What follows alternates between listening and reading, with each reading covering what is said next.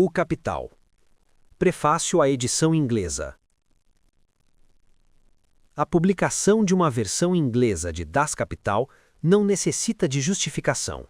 Pelo contrário, poder-se-ia esperar uma explicação do motivo por que esta versão inglesa foi retardada até agora, visto que, desde há alguns anos, as teorias advogadas neste livro têm sido constantemente referidas, atacadas e defendidas, interpretadas e deturpadas na imprensa periódica e na literatura de atualidade tanto da Inglaterra como da América.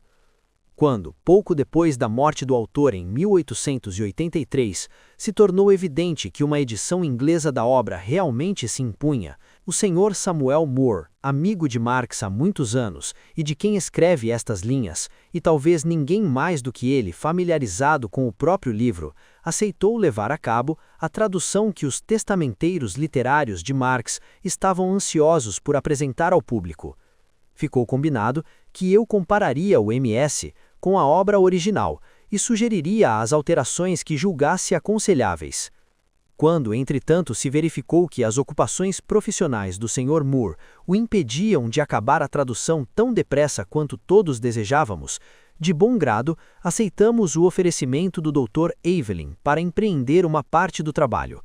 Na mesma altura, a Sra. Evelyn, filha mais nova de Marx, ofereceu-se para verificar as citações e restaurar o texto original das numerosas passagens tiradas de autores ingleses e livros azuis, e traduzidas por Marx para alemão. Isto foi feito exaustivamente, com apenas algumas inevitáveis exceções. As seguintes partes do livro foram traduzidas pelo Dr. Evelyn. 1.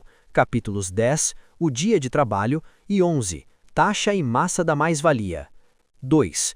Parte 6ª, Salário, compreendendo os capítulos 19 a 22. 3.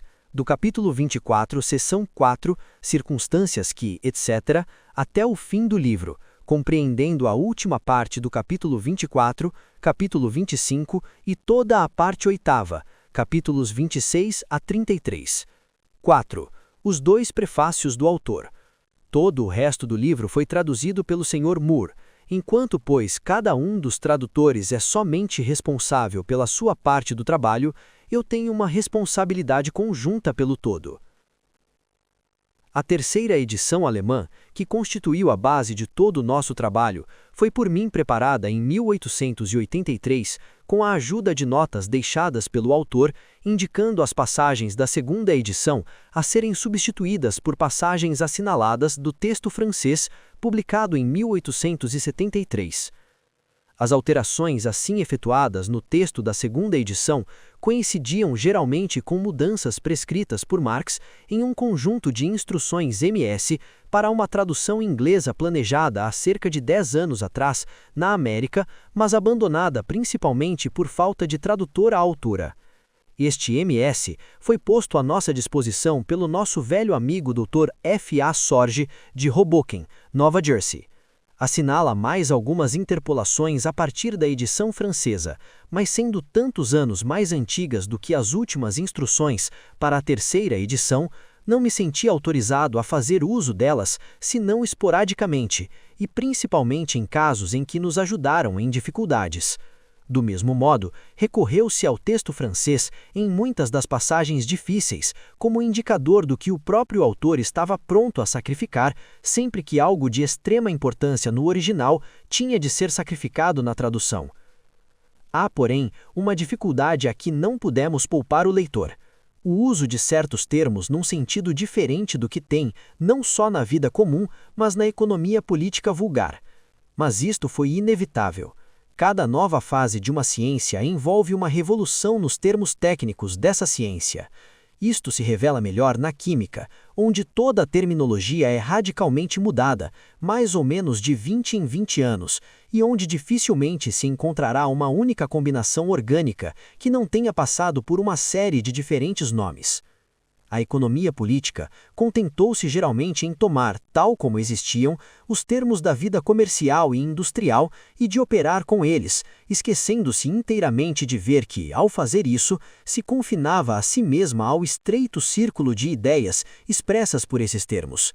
Assim, ainda que perfeitamente consciente de que tanto os lucros quanto a renda são apenas subdivisões, fragmentos daquela parte não paga do produto que o trabalhador tem de fornecer ao seu empregador, seu primeiro apropriador, ainda que não seu último e exclusivo dono, a economia política clássica nunca, no entanto, foi além das noções recebidas de lucros e rendas, jamais examinou esta parte não paga do produto, chamado por Marx sobreproduto, em sua integridade, como um todo, e como tal jamais chegou a uma compreensão clara tanto de sua origem e natureza, como das leis que regulam a subsequente distribuição de seu valor.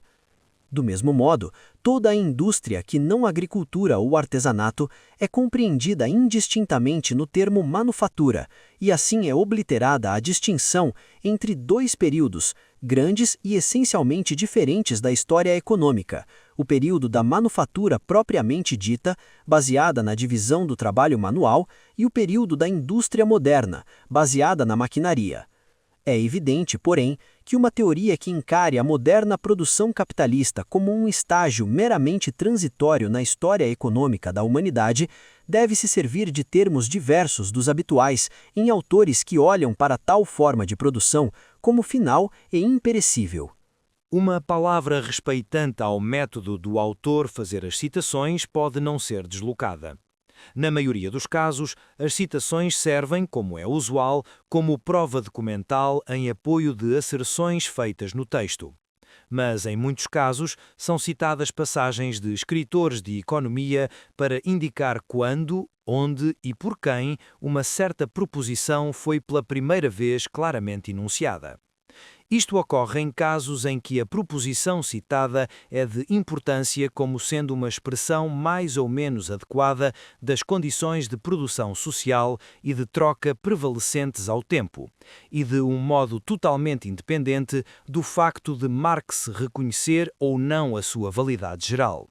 Portanto, tais citações complementam o texto com um comentário passo a passo, tomado da história da ciência. A nossa tradução só compreende o primeiro livro da obra, mas este primeiro livro é, em grande medida, um todo em si mesmo e foi considerado durante 20 anos como uma obra independente. O segundo livro, editado por mim em alemão em 1885, fica decididamente incompleto sem o terceiro, que não pode ser publicado antes do final de 1887. Quando o livro terceiro for trazido a lume no original alemão, haverá mais do que tempo para pensar em preparar uma edição inglesa de ambos. Das Kapital é muitas vezes chamado, no continente, a Bíblia da classe operária. Que as conclusões a que se chegou nesta obra se estão a tornar diariamente cada vez mais nos princípios fundamentais do grande movimento da classe operária, não apenas na Alemanha e na Suíça, mas em França, na Holanda e na Bélgica, na América e mesmo na Itália e na Espanha, e que em toda a parte a classe operária reconhece cada vez mais nestas conclusões a expressão mais adequada da sua condição e das suas aspirações, ninguém familiarizado com esse movimento o negará. E na Inglaterra também as teorias de Marx, mesmo neste momento, exercem uma influência poderosa sobre o movimento socialista que se está a espalhar nas fileiras de pessoas cultivadas, não menos do que nas da classe operária. Mas isso não é tudo. Aproxima-se rapidamente o tempo em que um exame exaustivo da situação económica da Inglaterra se imporá como uma necessidade nacional irresistível. O funcionamento do sistema industrial deste país, impossível sem uma rápida e constante extensão da produção e, portanto, de mercados, está a chegar a um ponto morto. O livre câmbio exauriu os seus recursos. Até Manchester duvida deste seu evangelho económico de outrora. A indústria estrangeira, desenvolvendo-se rapidamente, enfrenta em toda a parte a produção inglesa, não só em mercados protegidos, mas também em neutros e até deste lado do canal. Enquanto o poder produtivo aumenta numa razão geométrica, a extensão dos mercados avança, na melhor das hipóteses, numa razão aritmética. O ciclo decenal de estagnação, prosperidade, sobreprodução e crise, sempre recorrente de 1825 a 1867, parece de facto ter completado o seu percurso, mas apenas para nos deixar no vale de lágrimas de uma depressão permanente e crónica. O tão suspirado período de prosperidade não virá. Todas as vezes que parecemos sentir os seus sintomas que o anunciam, de novo eles se desvanecem no ar. Entretanto, cada novo inverno volta a colocar a grande questão: que fazer com os desempregados? Mas, enquanto o número de desempregados continua a aumentar de ano para ano, não há ninguém que responda a tal questão. E podemos quase calcular o momento em que os desempregados, perdendo a paciência, tomarão o seu destino nas suas próprias mãos. Certamente, em tal altura, terá de se ouvir a voz de um homem cuja teoria toda é o resultado do estudo durante uma vida inteira da história económica e da situação da Inglaterra e a quem esse estudo levou à conclusão de que, pelo menos na Europa, a Inglaterra é o único país onde a inevitável revolução social pode ser efetuada inteiramente por meios pacíficos e legais. Certamente que ele nunca se esqueceu de acrescentar que dificilmente esperava que as classes dominantes inglesas se submetessem a esta revolução pacífica e legal sem uma pro-slavery rebellion.